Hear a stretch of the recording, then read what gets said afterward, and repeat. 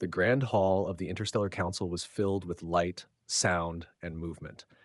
The ceiling arched so high it seemed to vanish into a mist of artificial clouds, and beneath it sat representatives from more than 40 alien species. Some had scaled skin, some had feathers, some looked like living machines.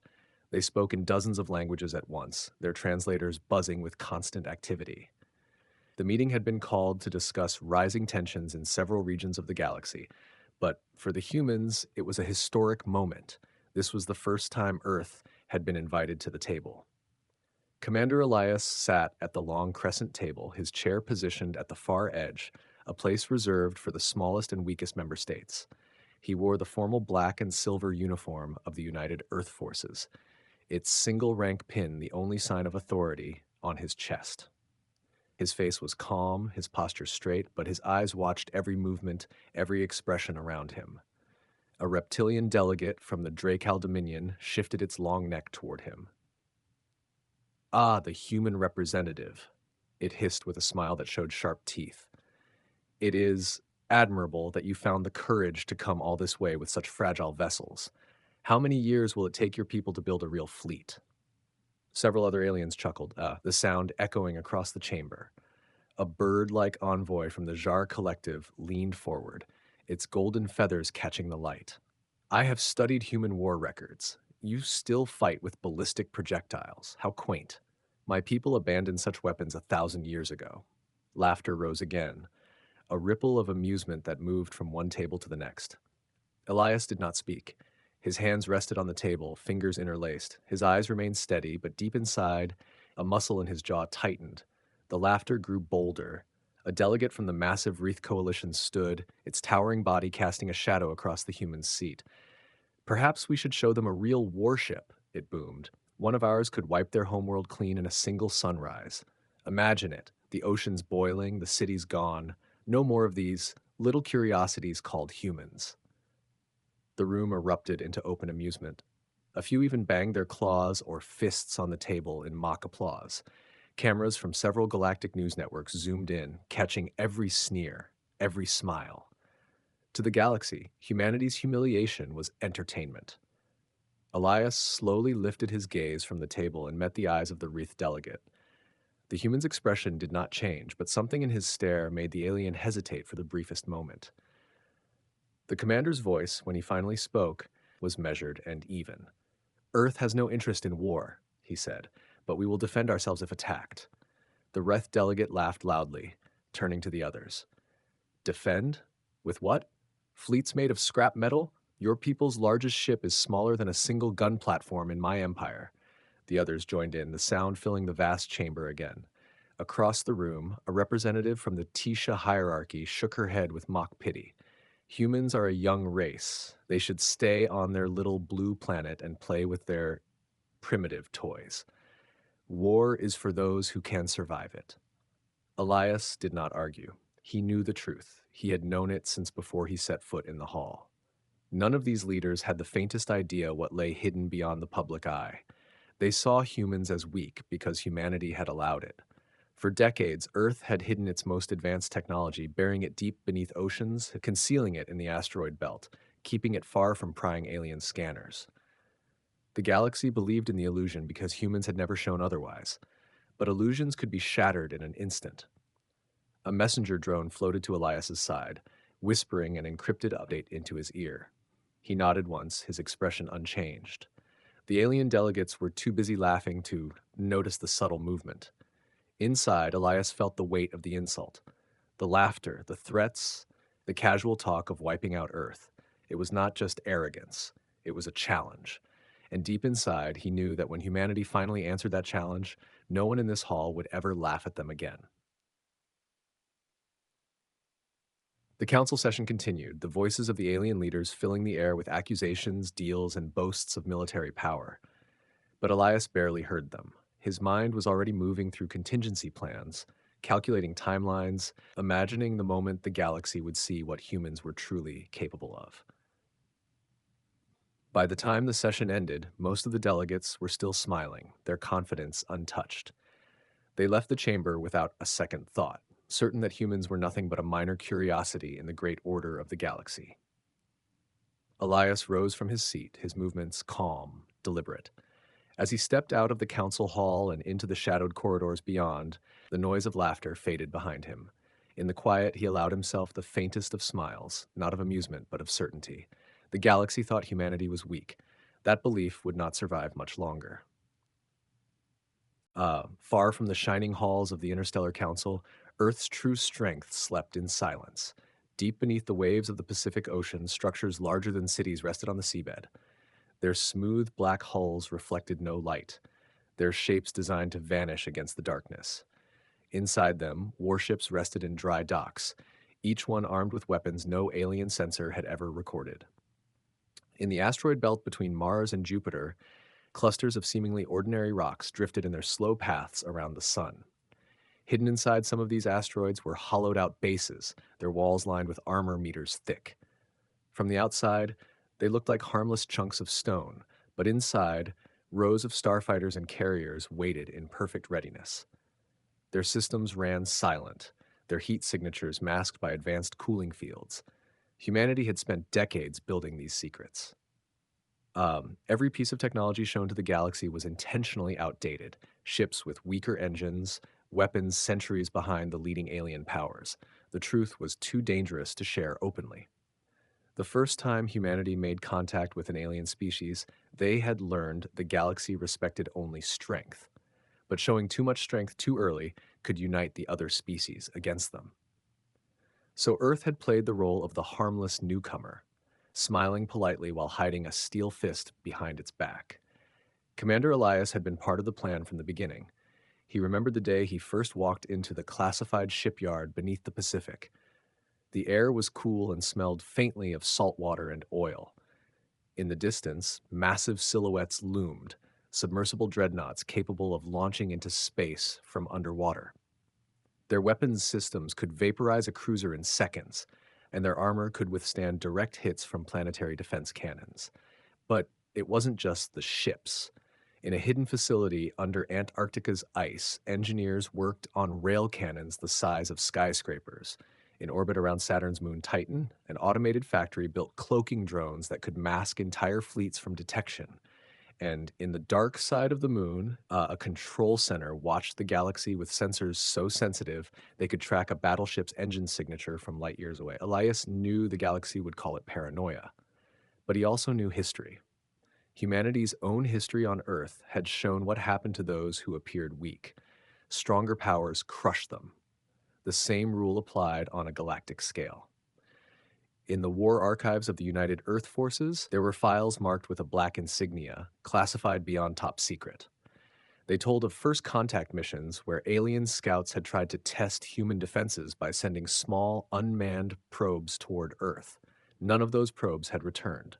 No official reports had ever been made public, and no alien governments had dared to accuse humans openly, but the silent message had been sent. Now, after the insults in the council chamber, Elias felt the balance shifting. Humanity could not stay in the shadows forever. The mockery would embolden others, and sooner or later, one empire would take action. That was when the mask would have to come off. In a secure underground room beneath Geneva, the highest-ranking leaders of Earth's military gathered around a long table.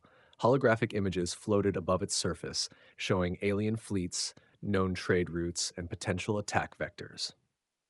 The president of the United Earth government leaned forward, her voice low. If they cross the line, we respond with full force. Some of the generals nodded in agreement. Others hesitated. One, an older admiral with silver hair, spoke carefully. Once we reveal our capabilities, we can never hide again. The galaxy will see us as a threat. There will be no going back. Elias listened in silence. He had thought about this more than anyone. It was not just about defending Earth. It was about sending a message so strong that no species would dare think of attacking them again. The first strike, if it came, had to be so overwhelming that it would change the way the galaxy saw humans forever. In another part of the world, in a hangar buried beneath the Rocky Mountains, pilots trained inside simulators that recreated alien warships down to the smallest detail. They practiced hundreds of scenarios, raiding supply lines, ambushing fleets in asteroid fields, disabling enemy shields before they could fire. Every pilot knew their mission was classified, Most didn't even know the full scale of what humanity had built. In orbit around Neptune, an old research station served as the cover for one of humanity's most dangerous weapons, a gravitational disruptor. On the surface, it looked like a science array, but hidden inside was a device capable of tearing a ship apart by manipulating the gravity around it. It had never been tested on a living crew, but Elias had seen the simulations. The results were terrifying. Back in his private quarters on the orbital station above Earth, Elias stood before a window, watching the planet turn slowly below. From here, the world looked peaceful. Oceans deep blue, clouds drifting lazily across continents. But under that beauty was a species that had survived countless wars, disasters, and challenges. Every time humanity had been underestimated, it had fought back harder. He thought of the alien who had joked about wiping out Earth in a single sunrise. The others had laughed because they believed it. Soon, Elias knew there would come a day when the laughter would stop. When that day came, the galaxy would understand that humans had never been prey. They had only been patient. The alien demonstration fleet arrived without warning. Dozens of warships emerged from hyperspace just beyond Earth's moon, their engines burning bright against the darkness. Each ship was painted in the colors of the Dracal Dominion and the Jar Collective. Their alliance meant to show that two major powers stood united against the humans. Civilian communication channels lit up as news of their arrival spread. Images of the massive alien vessels filled screens across the planet, and the people of Earth watched in fear. In orbit, the alien fleet sent a message on all frequencies. The voice that came through was calm, almost amused. "People of Earth," it said, "you have been allowed to exist by the mercy of greater civilizations. Today, you will acknowledge your place. Disarm all vessels, shut down all defenses, and submit to our authority. If you resist, we will destroy your homeworld in minutes." The message ended, replaced by the sight of the alien ship slowly moving closer to Earth. Inside the United Earth Forces Command Center, deep beneath Geneva, alarms flashed red. Officers moved quickly between control panels, their voices sharp with urgency. A large screen showed the alien fleet in real time, each ship's size dwarfing the largest human vessels the public knew about. Fear rippled through the room, but at the head of the central table, Commander Elias stood perfectly still. He listened as a young officer read out the latest intelligence. "They're keeping their weapons charged but inactive. Likely a scare tactic." Another officer shook his head. "A scare tactic with enough firepower to glass half the planet. We can't match that, not with the fleet we've shown them." The unspoken words hung heavy in the air, at least not with the fleet the galaxy believed humans had. Elias tapped a control pad and the room's lights dimmed. The main screen shifted from the alien fleet to a secure tactical map marked with hidden human assets. The officers stared in silence as symbols appeared, fleets and weapons systems they had only heard rumors about. Submersible dreadnoughts beneath the Pacific, cloaked carriers near the asteroid belt, orbital rail cannons hidden above Mars. "We match them," Elias said quietly, "and we surpass them." The president's face appeared on a secure line. "Commander, you have authorization to respond. Make sure they understand who they're threatening." Her tone left no room for doubt. This was no longer a diplomatic matter. Elias didn't waste time. He gave the order in a voice that was steady, almost cold. "Initiate protocol Ironwake." All across the solar system, silent alarms were triggered. On the ocean floor, the massive steel hulls of hidden warships came to life, their engines humming with power. On the far side of the moon, hatches opened, revealing the black barrels of long-range cannons. In the asteroid belt, carrier doors slid open, releasing swarms of unmanned strike drones that disappeared into the void. In orbit, the alien fleet continued its slow advance, unaware of the awakening around them. Their commanders watched Earth's surface through long-range sensors, expecting panic and surrender. Instead, they began to pick up strange readings, movement in places there should have been none, energy spikes from locations they thought were empty space. The commander of the Dracal flagship frowned, tapping his clawed fingers on the arm of his chair. "Something's wrong. They're activating systems that shouldn't exist." Before he could finish the thought, his sensors lit up with hundreds of new contacts appearing from all directions.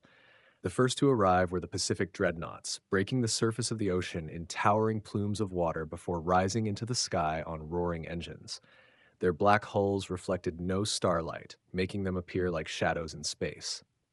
Next came the cloaked carriers from the asteroid belt, materializing without warning behind the alien fleet, their drone swarms spreading out like a metal storm. Finally, the orbital cannons above Mars aligned, their barrels glowing faintly as they prepared to fire. In Geneva, the operations board showed the unfolding situation. Officers who moments ago had been tense now stared in awe. "They don't know where to look," one whispered. "We've surrounded them." Elias watched the display without expression. "Send the message," he ordered. A transmission cut into the alien fleet's channels. It was Elias's voice, calm and unshaken. "You have one chance to leave Earth's space, one chance to live. You have 60 seconds to decide." In the Dracal flagship, the alien commander barked a laugh. Empty threats. They wouldn't dare. He ordered his ships to hold position, convinced the humans were bluffing. Across the galaxy, news networks caught the exchange and broadcast it live. Billions of viewers watched the countdown begin. Elias stood with his hands behind his back, eyes fixed on the clock. He didn't blink as the numbers fell. 50 seconds, 45, 30. Somewhere in the alien fleet, a few ships began to turn away, their captains sensing danger, but most stayed. The Dracal commander sent one final message, his voice mocking. "Your time is almost up, human. Do your worst." At 10 seconds, Elias gave the next command. "Target systems locked. Prepare to fire." Across the solar system, weapons systems synchronized, and in that moment, the galaxy's view of humanity stood on the edge of transformation. In the silent darkness beneath the Pacific Ocean, the first of the hidden warships began to move. Their massive hulls, black as midnight, shook off years of stillness as their engines roared to life. Seawater rushed away in great waves, and towering steel forms rose toward the surface. When they broke through, the ocean exploded around them in pillars of white spray. One after another, the dreadnoughts climbed into the sky, their engines burning bright as they ascended toward space. Far above, in orbit, the alien fleet began to pick up strange signals. Their scanners reported large, fast-moving contacts rising from Earth's oceans. They could not identify the ships. They had no records of such designs. The data confused them even more. These vessels carried weapon systems far beyond what humans were supposed to have. Near Mars, gigantic orbital platforms, long thought to be abandoned science stations, began to transform. Massive armor plates shifted, revealing the gleaming barrels of rail cannons longer than entire city blocks. Energy surged through them, lighting their surfaces with a faint, ominous glow. Uh, from the surface, human colonists on Mars looked up in awe as the platforms locked their aim on the alien fleet. In the asteroid belt, the quiet was shattered. Large chunks of rock split open like cracked eggs, revealing the sharp angles of hidden carriers. Their launch bays opened wide, and swarms of unmanned strike drones poured out into space. Each drone was the size of a small fighter, their movements precise and perfectly coordinated. Within seconds, they vanished from sight, their stealth systems erasing them from alien sensors. The alien commanders watched in growing alarm. On the Dracal flagship, the chief tactical officer's frills flattened in fear. "They have more ships than we do, and they're coming from everywhere." "How?" No one had an answer. The Jar Collective's fleet captain shouted for his crew to boost their shields and prepare weapons. Panic began to creep into voices that had been mocking only an hour ago. High above Earth's surface, human strike cruisers uncloaked from positions directly behind the alien formation. They moved like predators, silent and ready. Each ship bore the emblem of the United Earth Forces, a black iron fist crushing a star. Their hulls shimmered under the faint sunlight, every angle designed for both beauty and intimidation. Inside the United Earth Forces Command Center, the holographic map glowed with hundreds of blue markers, human vessels, closing in on the red alien fleet. Officers worked quickly, feeding targeting data to the ships in real time. The room was silent except for the crisp exchange of coordinates and the low hum of machinery. Everyone knew what was coming. From the far side of the moon, new signatures appeared. Sleek black missile platforms emerged from underground hangars, their warheads already locked on alien ships. The platforms had been hidden beneath lunar rock for decades, disguised as craters to avoid detection. Now they stood ready, waiting for a single command. In the alien fleet, the realization hit like a cold blade. The humans were not just defending Earth, they had surrounded their enemies completely. The Dracal commander felt his scales prickle as sensor readings flooded his display. This isn't possible, he muttered. They're supposed to be weak. But the truth was right in front of him, and the weakness he had expected had turned into overwhelming strength. The first visual contact came when a Pacific dreadnought passed close enough for the alien fleet to see it with their own eyes. Its armored hull gleamed like obsidian, the surface marked with lines of glowing blue energy. Weapons turrets the size of houses rotated slowly, tracking targets with cold precision. There were no signs of hesitation, only purpose. Commander Elias's voice cut through the alien communications channels, translated into every language present. "Your time is almost up," he said. His tone carried no threat, only certainty. "Leave now or be destroyed." The countdown continued. 30 seconds. Some alien captains shouted for retreat, ordering their ships to break formation. Others held their ground, unwilling to show fear. But none of them could ignore what they were seeing: the largest mobilization of hidden military power the galaxy had ever witnessed from a species it had once mocked. In the final moments of the countdown, the human fleet fully revealed itself. From every direction, ships closed in. Massive battleships, swift attack craft, and swarms of drones moving like a metallic tide. Rail cannons aligned perfectly, their magnetic coils glowing brighter as they reached full charge. Missiles armed themselves in silent readiness, and the quiet of space seemed to grow heavier, as if it too was waiting for the order. Elias stood in the command center, eyes locked on the tactical display. His hands remained behind his back, his posture unshaken. In that moment, he wasn't just defending Earth, he was rewriting how the galaxy would see his people forever. 10 seconds. The alien fleet was trapped, every escape route blocked, every movement tracked. The mocking smiles they had worn in the council chamber were gone now, replaced by grim realization. 5 seconds. The deep hum of charging weapons filled the comms, but audible even through the vacuum of space as vibrations traveled through ship hulls. Crews on both sides held their breath. 0. The first shot came from a rail cannon hidden in Mars's orbit.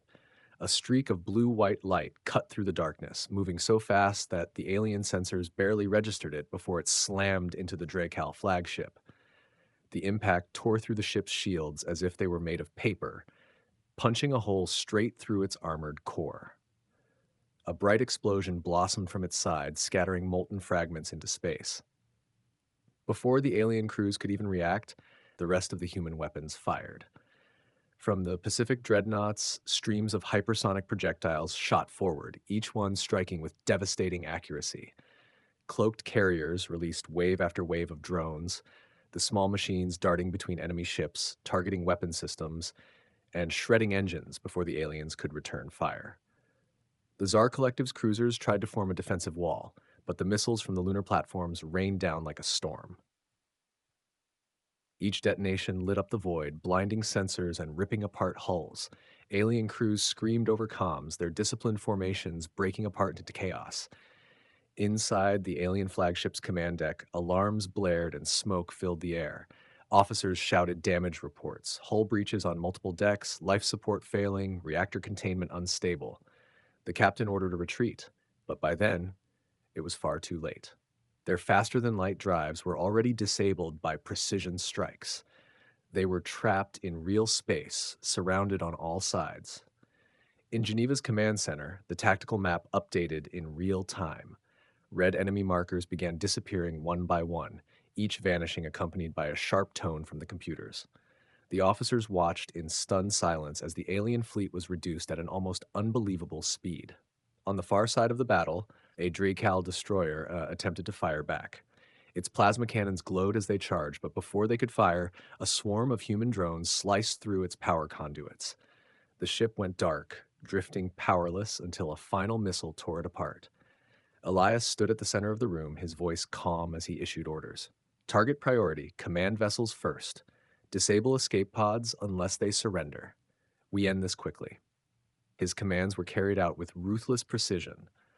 Within 30 seconds, the first half of the alien fleet was destroyed. The remaining ships tried to scatter, but every path they took led into another human formation. Some found themselves suddenly confronted by entire squadrons of strike cruisers blocking their way. Others were herded toward rail cannon firing lanes, where one shot could obliterate them entirely. The battle became known later as the 1-Minute War. But in truth, it lasted slightly less. In just under 60 seconds from the first rail cannon shot, the alien fleet was nothing more than drifting wreckage and glowing debris fields.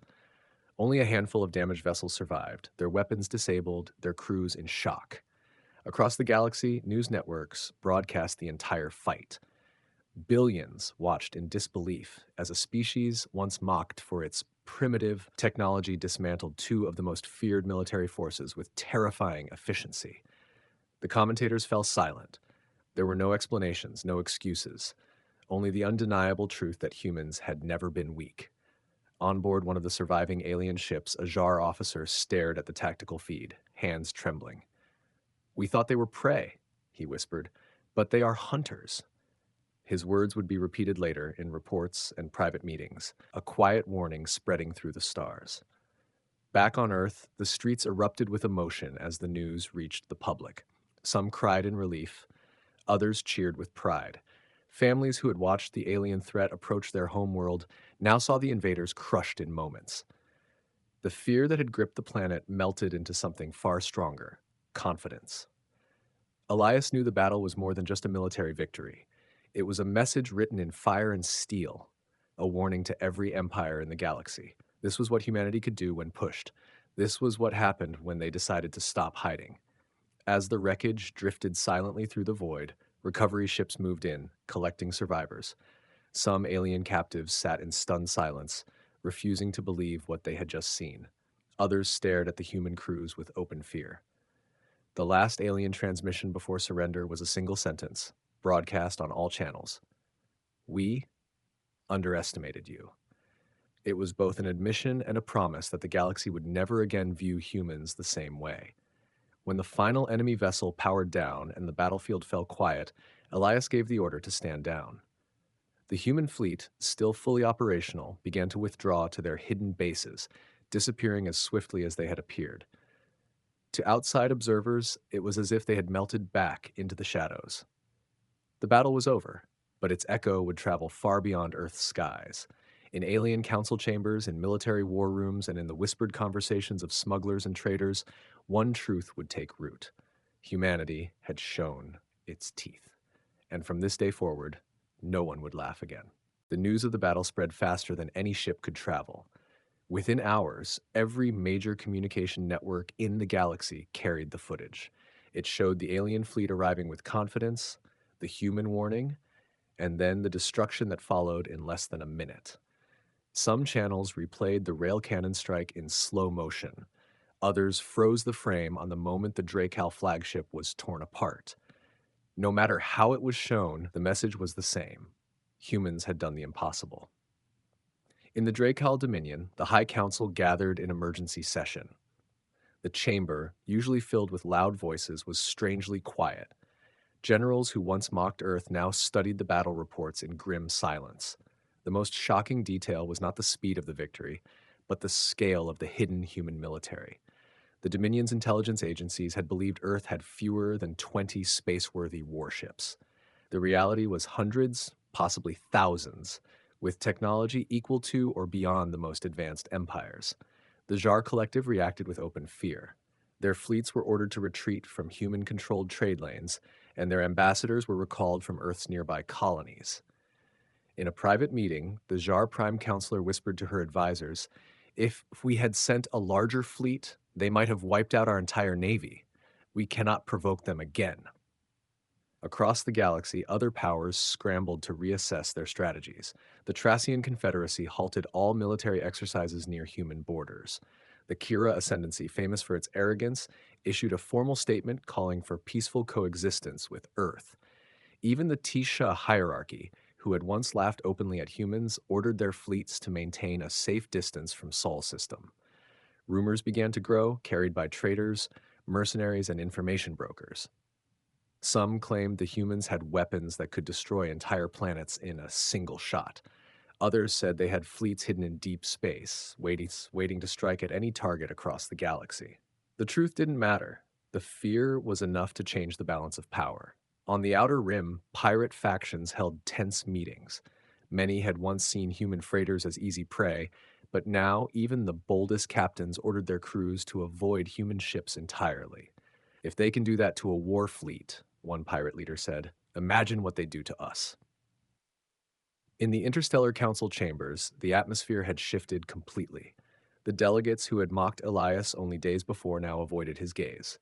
Some offered polite nods, others sent formal messages of respect to the United Earth forces. For the first time in living memory, there was silence when a human spoke. Back on Earth, the people celebrated, but the government moved carefully. They knew revealing too much power too quickly could still unite the galaxy against them. The fleets returned to their hidden positions, the weapons went back into their secret silos, and the official reports claimed only a fraction of human strength had been used. The truth, that the 1 Minute War had barely scratched their full capabilities, remained classified. Elias spent long hours in secure meetings with Earth's leaders. They discussed the risks ahead. Fear could keep enemies away, but it could also make them desperate. Some empires might seek alliances against humanity, others might try to steal their technology. Still, the commander knew the advantage now lay firmly in their hands. They had shown strength without revealing everything, and that was the perfect balance. In remote colonies, settlers who had feared alien raids now felt a new sense of security. Human merchants began to notice more respectful treatment in alien ports. No one demanded unfair taxes, no one seized cargo by authority, and no one tried to intimidate them. The fear of human retaliation kept even the most corrupt officials in line. In the far reaches of the galaxy, stories of the battle began to take on a mythic tone. On mining stations, workers told each other that human ships could vanish into thin air. In alien marketplaces, traders swore they had seen human drones slip past shields like ghosts. In soldier barracks, the 1 Minute War became a cautionary tale. Never underestimate a human. Meanwhile, in the quiet of his quarters aboard the orbital command station, Elias read the classified after-action reports. They were precise, clinical, but he knew they represented more than just numbers and tactical maneuvers. They represented a turning point in history. Humanity had stepped out of the shadows, and the galaxy had been forced to see them for what they truly were. He looked out at the Earth turning below, blue and peaceful against the black. It was easy to forget that this fragile-looking world had just sent a message that would echo for centuries. And it was easier still to know that this was only the beginning. The fleets were still out there, silent and hidden, waiting for the day they might be called again. Elias knew one thing for certain. The next time someone thought of mocking humanity in the council chamber, they would remember the wreckage floating in space, the burning light of rail cannon fire, and the fact that in less than 60 seconds an entire fleet had been erased. Elias stood in the council chamber once again, but this time the atmosphere was completely different. The vast hall was quiet, the usual chatter between delegates replaced by an uneasy stillness. Representatives from every major power were present, their eyes watching him closely. The same beings who had laughed at him before the battle now sat with straight backs, their expressions tense. He stepped forward to speak, his voice steady, but carrying across the chamber. "We do not seek war," he said, "but we will not be prey." His words were simple, yet every delegate felt the weight behind them. The image of their destroyed fleet still burned in their memories. The footage had been reviewed countless times, and every military analyst had reached the same conclusion. Humans had been underestimated to a dangerous degree. Some representatives nodded in agreement, others shifted uncomfortably in their seats.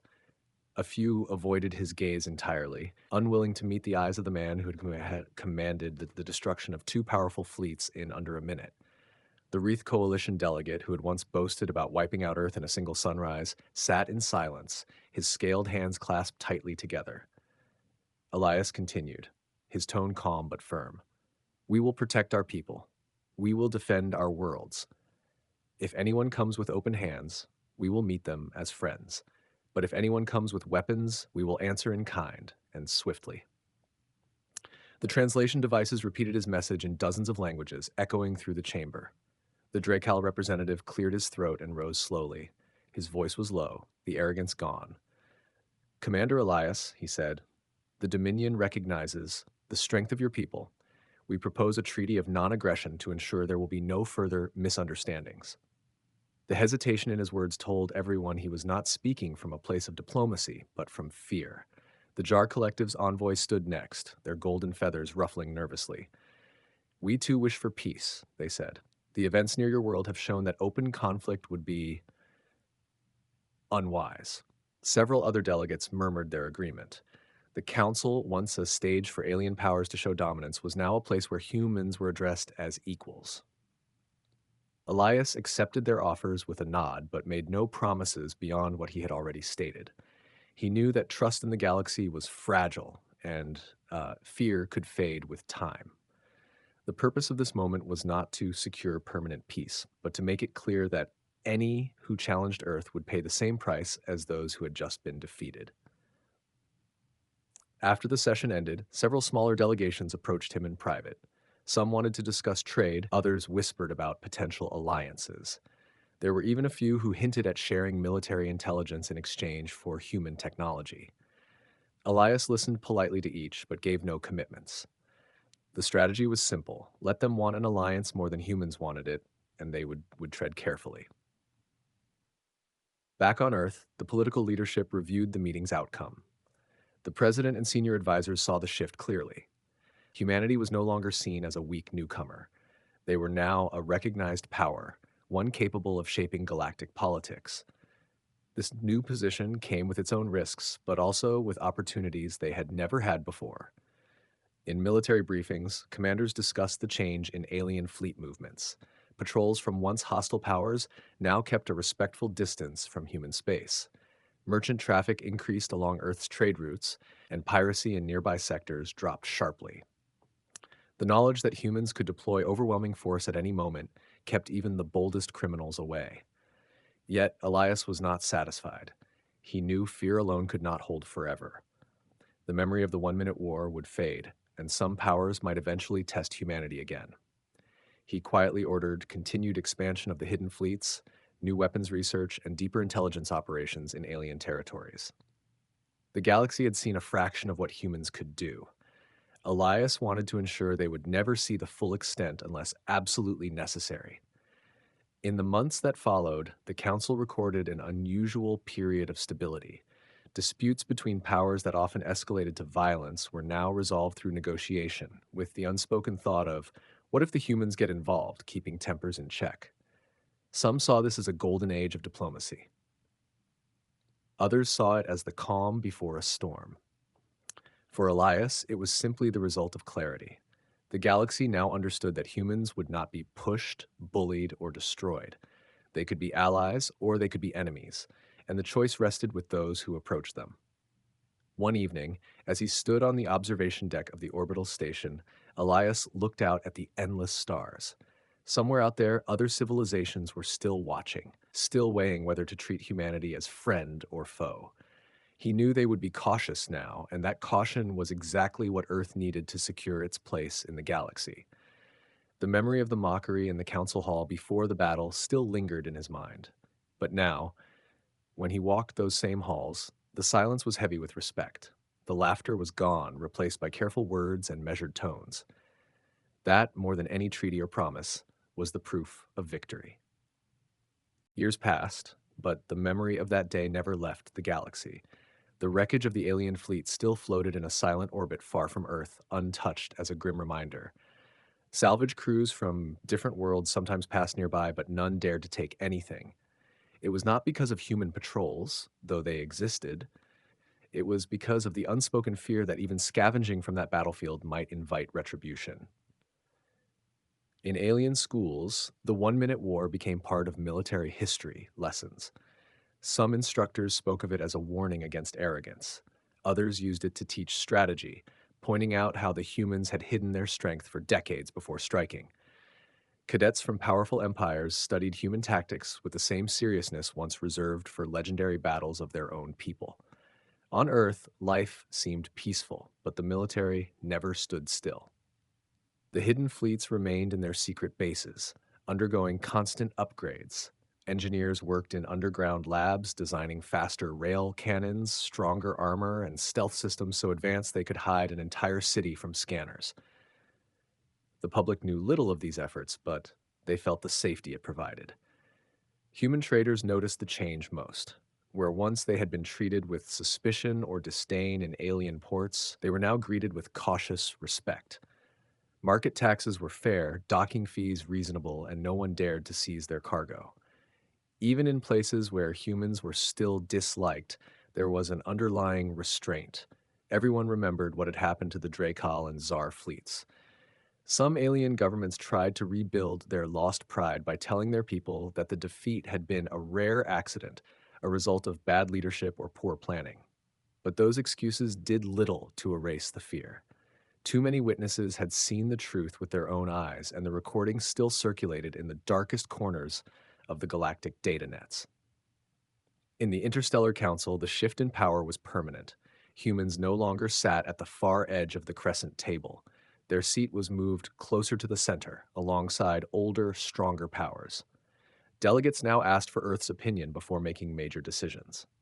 When disputes between other empires grew tense, a single glance from the human representative was often enough to cool the argument. Elias, though older now, continued to serve as a leading voice for humanity. He traveled less often, but when he did, alien leaders attended every meeting without fail.